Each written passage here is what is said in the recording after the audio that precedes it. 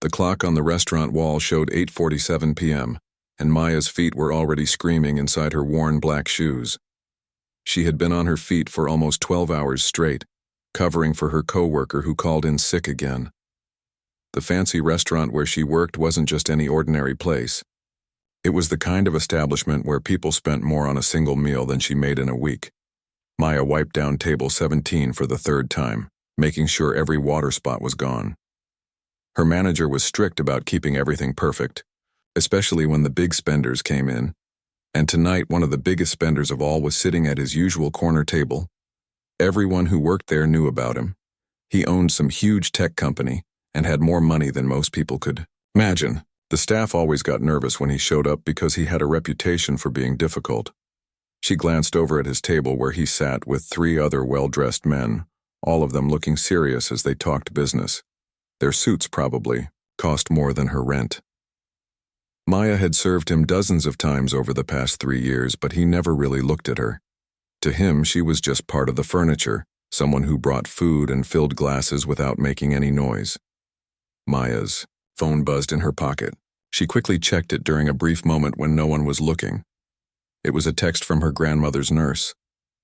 The medication costs were going up again, and they needed to discuss payment options. Maya's heart sank. She was already working 3 jobs just to keep up with the medical bills and her student loan payments. Her grandmother was the only family she had left, and watching her struggle with her illness was breaking Maya's heart. She stuffed the phone back in her pocket and picked up the wine bottle to make her rounds. Maya had learned to move quietly through the dining room, almost invisible to the customers. It was better that way. Rich people didn't like to be reminded that regular folks like her existed in their world. She was just there to serve and disappear. As she approached the corner table, she could hear pieces of their conversation. They were talking about some new business deal worth millions of dollars. The numbers they threw around so casually could have solved all of Maya's problems instantly. But that's not how the world worked. She had learned that lesson the hard way. The billionaire held up his empty wine glass without looking at her. Maya carefully poured the expensive red wine, being extra careful not to spill even a drop. But as she pulled the bottle away, a tiny splash of wine dropped onto the white tablecloth. It was barely noticeable, just a small dark spot about the size of a coin. The entire table went quiet. Maya felt her stomach drop as the billionaire slowly turned his cold blue eyes toward her. She had seen that look before on other customers, but never directed at her. It was the look someone gives when they found a bug in their salad. "Clumsy," he said, his voice cutting through the quiet murmur of the restaurant. The men at his table shifted uncomfortably, but they didn't say anything. Maya quickly grabbed her cloth and dabbed at the tiny stain, her hand shaking slightly. "I'm so sorry, sir. Let me get you a fresh tablecloth right away," she said, keeping her voice as steady as possible. But he held up his hand to stop her. "Don't bother," he said, leaning back in his expensive chair. "Tell me something. You seem nervous tonight, more nervous than usual." Maya felt her cheeks burn. So he had noticed her before. "What did you do before you started bringing people their dinner?" Maya didn't want to answer. Talking about her past always made her sad, and she definitely didn't want to have this conversation in front of a table full of strangers. But she could feel all their eyes on her, waiting. "I studied music in college, sir," she said quietly, hoping that would be the end of it. The billionaire's eyebrows went up and a strange smile spread across his face. It wasn't a kind smile. "Music? How interesting." He turned to his business partners. "Gentlemen, we have an artist among us." The way he said artist made it sound like a dirty word. Maya wished she could just disappear, but her feet felt glued to the floor. Other customers at nearby tables were starting to turn and look at what was happening. She could see some of them pulling out their phones. "You know," the billionaire continued, "there's a piano right over there." He pointed to the beautiful, grand piano that sat in the corner of the restaurant. Maya had looked at it many times during her shifts, but it was just for decoration. Nobody ever played it. "Why don't you show us what all that expensive education was worth?" Maya's heart started pounding. "Oh no, sir, I couldn't. I'm working, and I haven't played in years, and the piano probably isn't even tuned, and..." I insist, he said, cutting her off. His voice got louder, making sure everyone around them could hear. Unless you were lying about your credentials? The way he said it made it sound like she had claimed to be a brain surgeon or something. Maya looked around desperately. Her manager stood near the kitchen, looking torn between wanting to protect her and not wanting to upset their richest customer. The other waiters had stopped what they were doing and were watching the scene unfold. Some customers looked uncomfortable, but others seemed entertained, like they were watching a show. I really don't think, Maya started to say, but the billionaire stood up from his chair. He was tall and intimidating, used to getting his way in everything. Come now, he said, walking toward the piano. Don't be modest. If you're going to work in a place like this, you should be able to provide some entertainment value. Consider it part of your job description. Maya felt trapped. If she said no, she would probably get fired. Her manager couldn't afford to lose their biggest customer over one waitress. But if she said yes, she would probably embarrass herself in front of everyone. She hadn't touched a piano in over 2 years. Her hands were rough from cleaning and carrying heavy trays. Her mind felt foggy from exhaustion and stress. The billionaire reached the piano and patted the bench. Well, we're all waiting.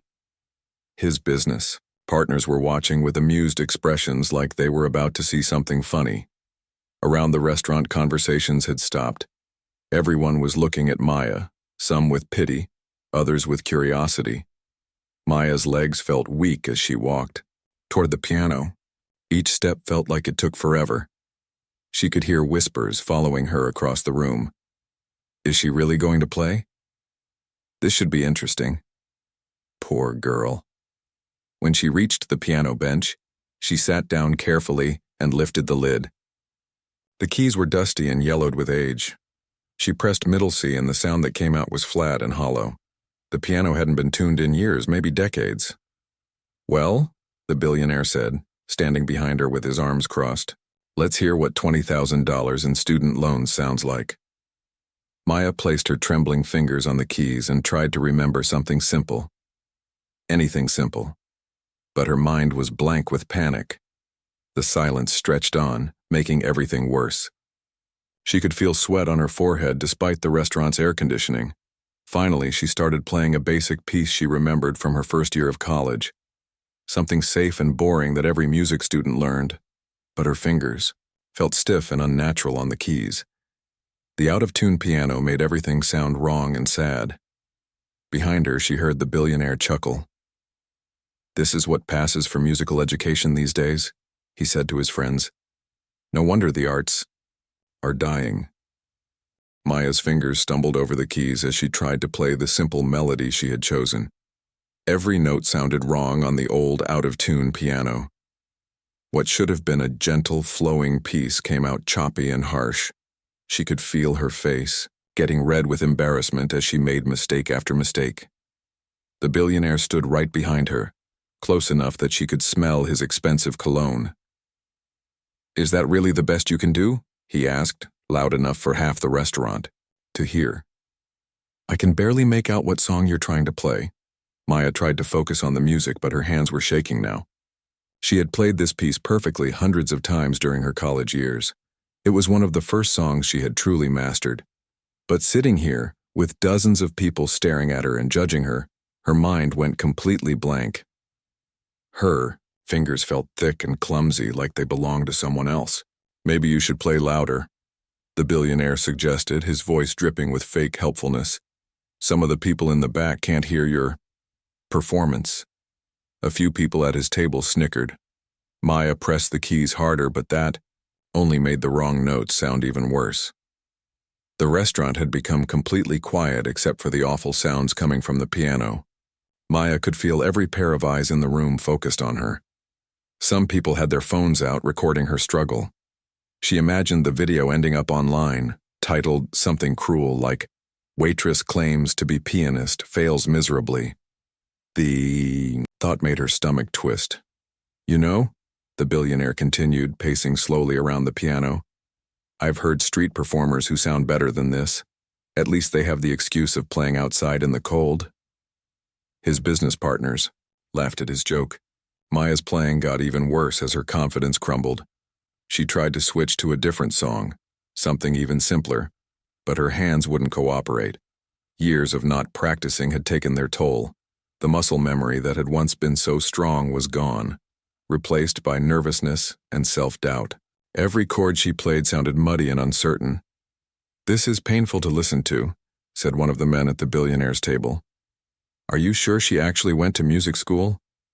Maya wanted to tell them that she hadn't just gone to music school. She had been good, really good. Her professors had praised her technique and her musical sensitivity. She had won competitions and performed in recitals. But that felt like a lifetime ago, back when she had time to practice for hours every day and her biggest worry was passing her theory exam. Now her hands were rough from washing dishes and carrying heavy trays.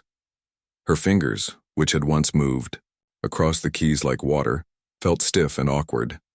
The calluses from her work jobs had changed how she touched the piano. Everything felt different and wrong. "Maybe we should put her out of her misery," suggested another man at the table. "This is getting hard to watch." But the billionaire held up his hand. "No, no, let her finish. She wanted to show us her talent after all." He walked closer to the piano again. "Tell me, how much did your parents spend on your music education? Because I'd ask for a refund if I were them." Maya's eyes started to burn with unshed tears. Her parents had died when she was 16. And it was her grandmother who had worked extra shifts at the factory to pay for her piano lessons. Her grandmother had believed in her talent so much that she had sacrificed her own comfort to give Maya a chance at a better life. "Actually," Maya said quietly, not stopping her playing even though it sounded terrible, "my grandmother paid for my lessons. She worked 2 jobs to afford them." "Well," the billionaire said with a cruel smile, "I hope she kept the receipts." The laughter that followed was like a slap in the face. Maya's playing became even more mechanical as she tried to hold back tears. She felt like she was betraying her grandmother's memory with every wrong note. All those years of sacrifice and support, and this is what she had to show for it. Around the restaurant, Maya could see the different reactions from the customers. Some looked genuinely uncomfortable with what was happening. A few older women at a nearby table whispered to each other with concerned expressions, but others seemed to be enjoying the show. She saw people pointing and whispering, some clearly amused by her struggle. The worst part was her co-workers. Maya could see them standing near the kitchen and by the bar, watching everything unfold. She had worked with these people for 3 years. They knew how hard she worked, how she always covered extra shifts when people called in sick, how she never complained even when customers were rude, but now they were watching her fail publicly, and she could see pity in their eyes. "You know what the problem is?" the billionaire announced, as if he was some kind of music expert. "There's no feeling in your playing. It's all technical exercise, with no soul. Music is supposed to move people, to make them feel something. All you're making me feel is secondhand embarrassment." Maya's hands froze on the keys for a moment. She wanted to tell him that she couldn't feel anything except terror and humiliation. How was she supposed to put soul into her playing when she was being torn apart in front of a room full of strangers? But she forced herself to keep playing, determined to get through at least one complete song. "Honestly," the billionaire continued, "I've heard better music from those singing birthday cards you get at the grocery store. At least those are in tune." More laughter rippled through the restaurant. Maya's manager stood helplessly by the kitchen door, clearly torn between wanting to help her and not wanting to anger their most important customer. She knew he was probably calculating how much money the restaurant would lose if the billionaire decided to never come back. As Maya struggled through the final measures of the song, her playing got quieter and more hesitant. She was giving up, and everyone could hear it. The confidence that had once carried her through difficult pieces was completely gone, replaced by shame and defeat. "Is that it?" the billionaire asked when she finally stopped playing. "That's your big finale?" He turned to address the room. "Ladies and gentlemen, this is what happens when society tells everyone they're special. Some people are just meant to serve food, not create art." The words hit Maya like a physical blow. She sat frozen at the piano bench, staring down at the keys that had once brought her so much joy. Now they just looked cold and unfamiliar. like monuments to all her broken dreams. "Well," the billionaire said, clapping his hands together once in mock applause, "that was certainly educational. Thank you for reminding us all why some dreams should stay dreams." He started walking back to his table, clearly satisfied with his evening's entertainment. Maya could feel the tears starting to come no matter how hard she tried to stop them. The humiliation was complete. She had been exposed as a fraud in front of everyone, her deepest insecurities laid bare for the amusement of people who would never understand what it felt like to have your dreams crushed by circumstances beyond your control. But as she sat there, something started to change inside her. The tears weren't just from sadness anymore. They were from anger. Maya sat at the piano bench, her hands trembling on the keys as the billionaire's cruel words echoed in her mind. The restaurant felt impossibly quiet, like everyone was holding their breath waiting to see what would happen next. She could feel the weight of all those stares, some pitying, others amused, all of them making her feel smaller and smaller. The billionaire was almost back to his table when he stopped and turned around one more time. "Oh, and Maya," he said, using her name for the first time all evening. She was surprised he even knew it.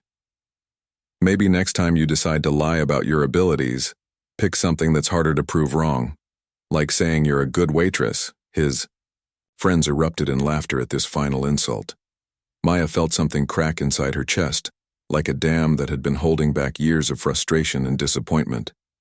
She thought about all the times she had bitten her tongue when customers treated her badly. All the nights she had gone home exhausted and defeated, wondering if this was all her life would ever be. "Excuse me," Maya said quietly, but somehow her voice carried across the silent restaurant. The billionaire paused, one eyebrow raised in surprise that she had dared to speak. "Did you say something?" he asked, his tone suggesting that whatever she might say would just provide more entertainment for everyone. Maya stood up slowly from the piano bench. Her legs felt unsteady, but her voice was getting stronger. "I said, excuse me. I have something to say."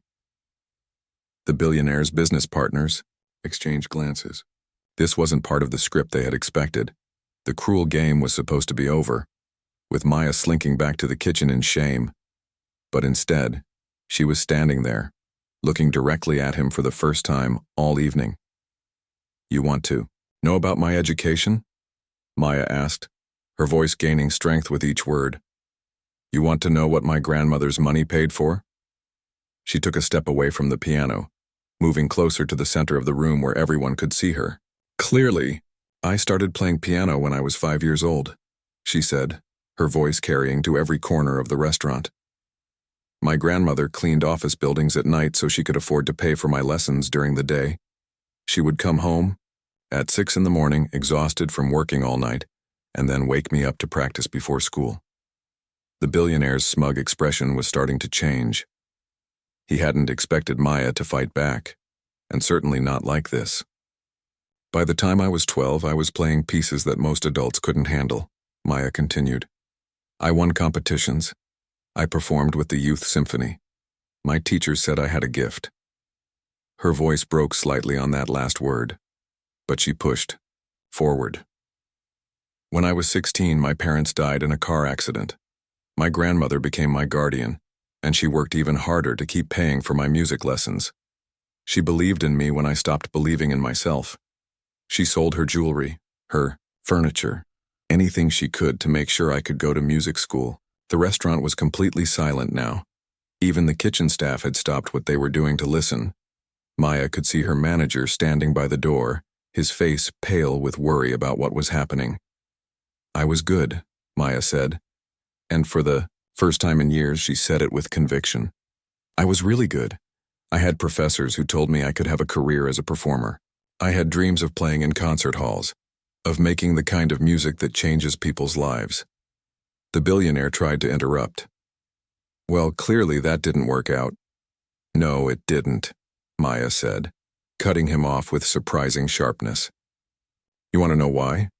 Because when I was 22, my grandmother got sick. Really sick, and suddenly all my time went to taking care of her instead of practicing. All my money went to medical bills instead of auditions and competitions. She gestured around the restaurant. I took this job because it paid better than anything else I could get with my music degree.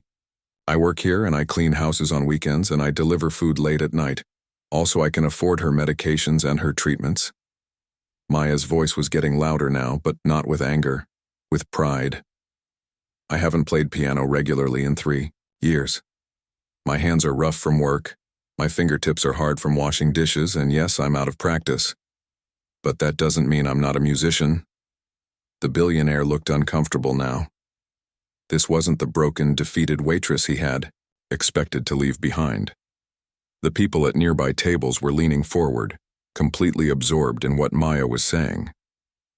You sit there in your expensive suit, throwing around money like it doesn't mean anything, and you think that gives you the right to judge me? Maya asked. You think because you can afford to eat here every week, that makes you better than the people who serve your food? She walked closer to his table, and for the first time he took a step back. What have you created lately? What art have you made? What music have you brought into the world? Or do you just tear down other people's dreams for entertainment? The 3 men at his table looked deeply uncomfortable now. What had started as an amusing spectacle was turning into something much more serious. A few people in the restaurant started to murmur their agreement with Maya's words. You wanted to hear music, Maya said, turning back toward the piano. Real music. Music with feeling and soul. You said I was just playing technical exercises, with no emotion. She sat back down at the bench, but this time her posture was completely different. Well, you're right about one thing, she said, her hands hovering over the keys. That wasn't real music I was playing. That was me being scared and trying to please you. That was me playing it safe because I was afraid of being judged. Maya looked up at the billionaire, and there was no fear in her eyes anymore. But you want to know what real music sounds like? Music that comes from struggle and loss and hope and love? Music that my grandmother's sacrifices made possible? She flexed her fingers, the same fingers that had been trembling just minutes before. Then sit down and listen, because I'm about to show you what 20 years of musical education actually sounds like when it comes from the heart instead of the ego. The billionaire opened his mouth to say something, but Maya was already turning back to the piano. This isn't for you, she said quietly, but loud enough for everyone to hear. This is for my grandmother, who taught me that music isn't about impressing rich people. It's about telling the truth. She placed her hands on the keys, and suddenly the out-of-tune piano didn't seem like an obstacle anymore. It seemed like an opportunity. All the imperfections and rough edges weren't flaws to be hidden. They were part of the story she was about to tell. Maya closed her eyes and took a deep breath. When she opened them again, she wasn't the scared waitress who had been humiliated just minutes before. She was a musician, and she had something to say. The first notes that came from the piano were soft but clear. Not the tentative, fearful playing from before, but something purposeful and strong. Maya had found her voice again, and she was ready to use it. Maya's fingers touched the keys, and something magical happened. The first notes that came out weren't the shaky, uncertain sounds from before. They were clear and purposeful, like she had suddenly remembered who she really was underneath the uniform and the exhaustion. She started with a melody that seemed to come from somewhere deep inside her. It wasn't a famous piece that people would recognize. It was something she had been working on years ago, back when she still had time to compose her own music. The tune had been stuck in her head all these years, playing softly in the background, while she carried trays and wiped tables.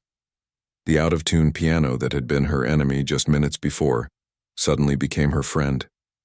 The slightly flat notes gave the music a haunting, melancholy quality that a perfect concert grand could never have achieved. It sounded like heartbreak and hope mixed together, like life itself. Maya's hands moved across the keys with growing confidence. Years of muscle memory were coming back to her, but more than that, years of emotion were pouring out through her fingertips. Every difficult shift she had worked, every bill she couldn't pay, every dream she had put aside, it all flowed into the music. The restaurant was completely silent except for the piano. Conversations that had been interrupted by the earlier drama stayed paused as people found themselves drawn into Maya's performance. Even the servers who had been clearing tables stopped what they were doing and moved closer to listen. Maya began to add layers to the melody, her left hand creating a gentle rhythm while her right hand danced through increasingly complex passages. The piece was telling a story. The story of a little girl who loved music, of a grandmother who worked 2 jobs to nurture that love, of dreams that seemed impossible but never quite died. The billionaire who had been standing frozen near his table slowly sank into his chair. The smug expression was completely gone from his face. He watched Maya's hands move across the keys with something that looked almost like wonder. His business partners sat in stunned silence, their earlier laughter forgotten. Maya's playing grew stronger and more confident with each passing measure. She could feel her grandmother's presence with her, encouraging her like she had during all those early morning practice sessions. She remembered her grandmother sitting in the old armchair, listening patiently even when Maya played the same passage over and over, trying to get it perfect. "Play from your heart, not just your head," her grandmother used to say. "The technical part will follow, but the feeling has to come first." Now Maya understood what she meant. All those years of serving customers who barely saw her as human, she had forgotten that she had something valuable inside her, something that couldn't be measured in tips or wages or college degrees. The melody shifted into a more uplifting section, representing hope and resilience. Maya's touch on the keys became lighter, more delicate, as she played phrases that seemed to float in the air. Some people in the restaurant leaned forward in their chairs, not wanting to miss a single note. Maya started to sing along with the piano, her voice soft at first but growing stronger. She didn't sing words, just pure melody, like a bird that had finally remembered how to fly. Her voice blended with the piano in perfect harmony, creating something beautiful that filled every corner of the room.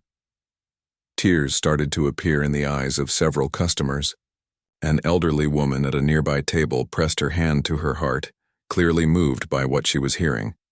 Even some of the tough-looking businessmen seemed to be struggling with unexpected emotions. Maya's performance wasn't just music anymore. It was a conversation between her past and present, between the dreams she had lost and the strength she had found. The piano sang under her fingers, telling the story of every person who had ever worked multiple jobs to survive, who had ever sacrificed their own happiness for someone they loved. The piece built in intensity, Maya's hands moving with incredible speed and precision across the keys. Years of training were evident in every phrase, every subtle dynamic change, every moment where she held back just enough to make the next section more powerful. This wasn't just someone who had taken a few piano lessons. This was a true musician.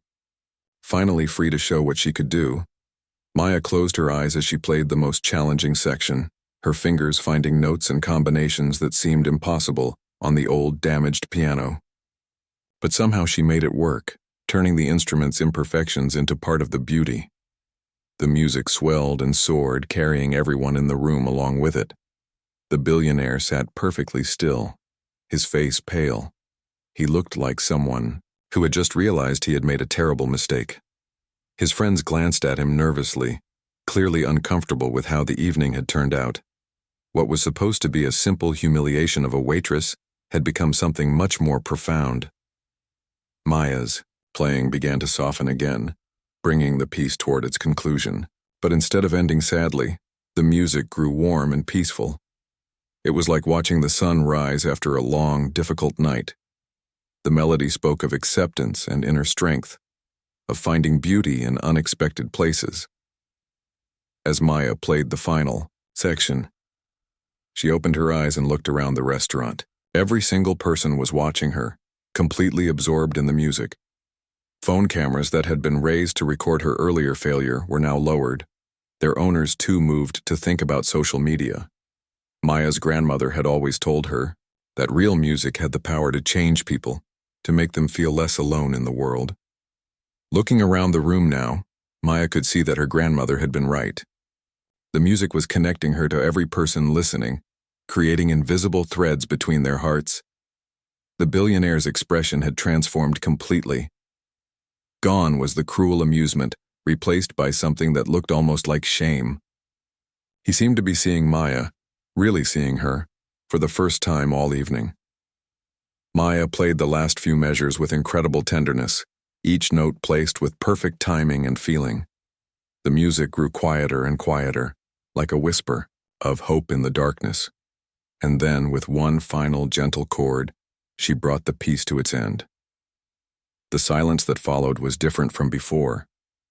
It wasn't the uncomfortable quiet of people watching someone fail. It was the profound silence that comes after experiencing something truly beautiful, when words seem inadequate, and everyone needs a moment to process what they've just heard. Maya kept her hands on the keys for a few seconds longer, letting the last notes fade completely. She could feel her heart pounding, not from fear this time, but from the pure joy of making music again. For the first time in years, she remembered why she had fallen in love with the piano in the first place. Slowly, Maya lifted her hands from the keys and turned to face the room. The transformation was complete. She was no longer the invisible waitress who apologized for everything. She was a musician who had just reminded everyone, including herself, of the power of art to reveal the truth about who we really are. The silence stretched on for what felt like forever. Maya sat at the piano bench, her hands resting quietly on her lap, looking out at a room full of people who seemed frozen in time. Nobody moved. Nobody spoke. Even the sounds from the kitchen had stopped completely.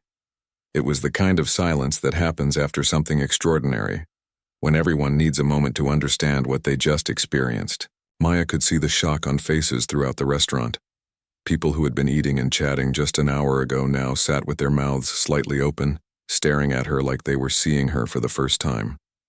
The billionaire remained in his chair, but everything about him had changed. His expensive suit suddenly seemed less impressive. His confident posture had crumbled into something that looked almost small. He stared at Maya with an expression she had never seen on his face before, something that might have been regret, or maybe just the dawning realization of how badly he had misjudged her. Then, slowly, someone started to clap. It was an elderly woman sitting at a table near the window. She was probably in her 70s, with silver hair and kind eyes that were bright with unshed tears. Her applause was gentle but steady, and it cut through the silence like a warm light. One by one, other people joined in, a young couple at a corner table, then a family with 2 teenage kids. The applause spread across the restaurant like a wave, growing stronger and more enthusiastic with each person who joined. Soon the entire room was clapping, and many people were on their feet. Maya felt tears running down her cheeks, but they weren't tears of embarrassment this time. They were tears of relief and joy, and something she hadn't felt in years, pride in her own abilities. She had forgotten what it felt like to share her music with people and see how it affected them. The elderly woman who had started the applause was crying openly now. She walked over to Maya, moving carefully with her cane, and took Maya's hands in her own. "That was beautiful, dear," she said, her voice shaking with emotion. "Absolutely beautiful. Thank you for sharing that with us." Other people began to approach the piano. A businessman in his 50s told Maya that her music had reminded him of his own mother, who had played piano when he was a child. A young woman about Maya's age said she had been having the worst day of her life until she heard that performance, and now she felt like maybe things could get better. Maya's co-workers were crying too. Janet, the other waitress who had worked there almost as long as Maya, came over and hugged her tightly. "I had no idea," she whispered. "Maya, I had no idea you could play like that. That was incredible." Even Maya's manager, who had been terrified about what the billionaire might do to the restaurant's reputation, was beaming with pride. "In 30 years of running this place," he said, "I have never seen anything like that. Never." The applause continued for several minutes, with people calling out compliments and encouragement. Maya stood up from the piano bench and tried to wipe her tears, but they kept coming. She felt overwhelmed by the response, but in the best possible way. Throughout all of this, the billionaire sat silent at his table.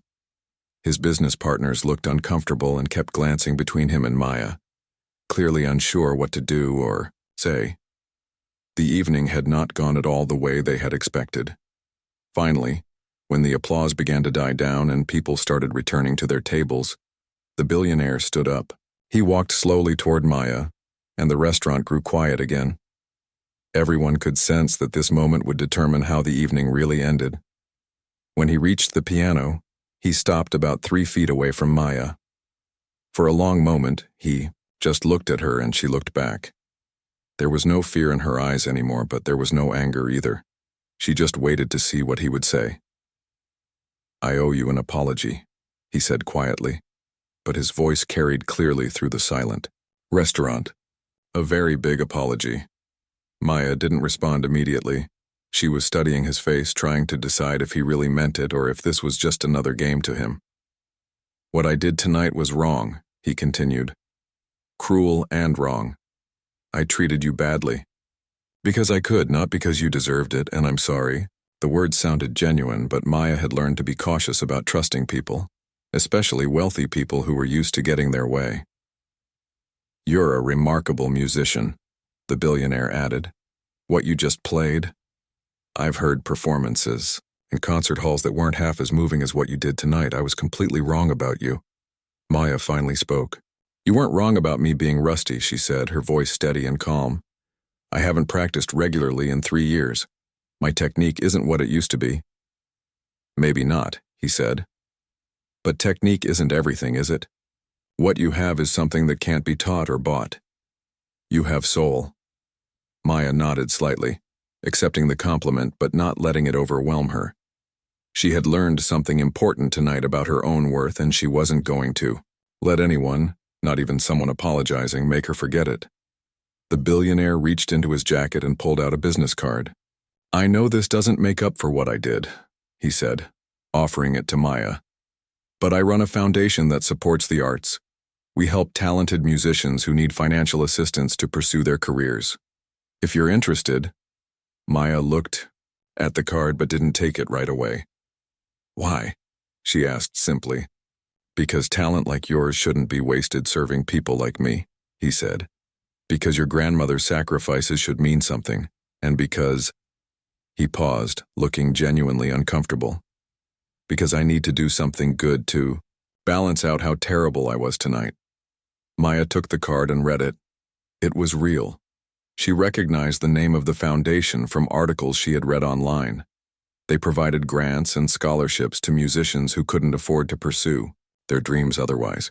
"Thank you," she said simply, tucking the card into her apron pocket. "I'll think about it." The billionaire nodded and turned to go back to his table, but Maya called after him. "Wait," she said.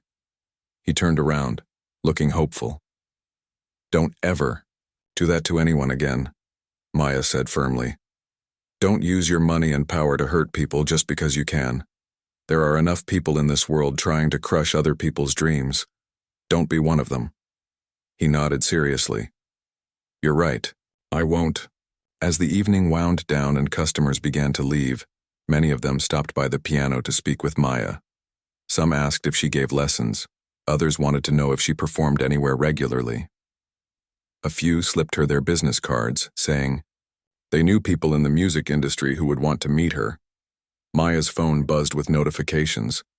Someone had recorded part of her performance and posted it online, and it was already being shared thousands of times. The comments were overwhelmingly positive, with people calling her performance breathtaking and life-changing. When Maya finally got home that night, exhausted but somehow energized at the same time, she found her grandmother's old photo on the kitchen table. She picked it up and held it close. "I did it, Grandma," she whispered. "I finally remembered who I am." The next morning brought opportunities Maya had never dreamed of. Record labels were calling. Concert venues wanted to book her.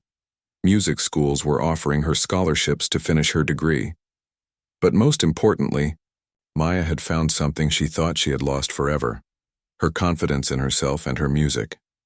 The waitress uniform still hung in her closet, but she knew she wouldn't be wearing it much longer. She had bigger things ahead of her, and for the first time in years she believed she deserved them.